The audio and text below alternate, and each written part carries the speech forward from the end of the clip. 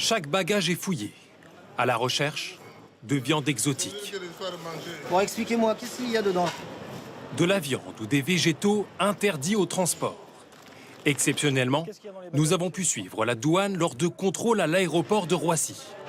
Chaque jour, elle fait la chasse aux denrées alimentaires prohibées, le plus souvent réparties dans des emballages sommaires, infestés d'insectes. Dans ce terminal, la moitié des bagages contrôlés est saisie pour transport d'aliments interdits.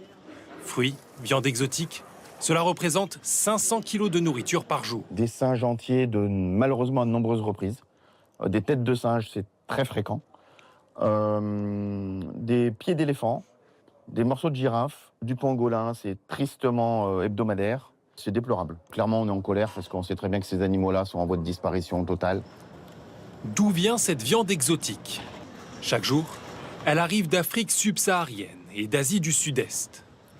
De l'aéroport, elle est ensuite acheminée dans des magasins qui la revendent illégalement. L'holacode, par exemple, sorte de gros rongeurs, se monnaie 150 € pièce. Le pangolin, menacé de disparition, jusqu'à 1300 €.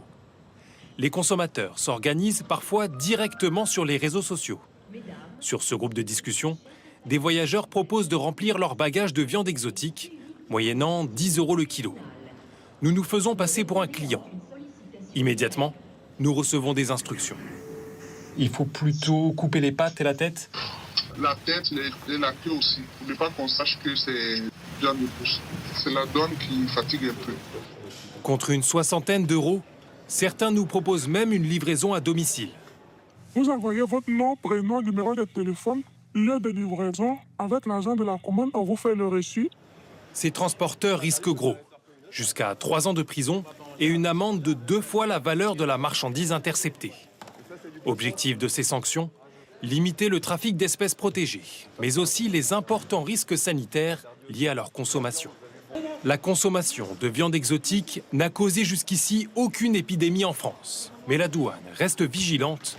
23 tonnes de viande ont été saisies en 2023.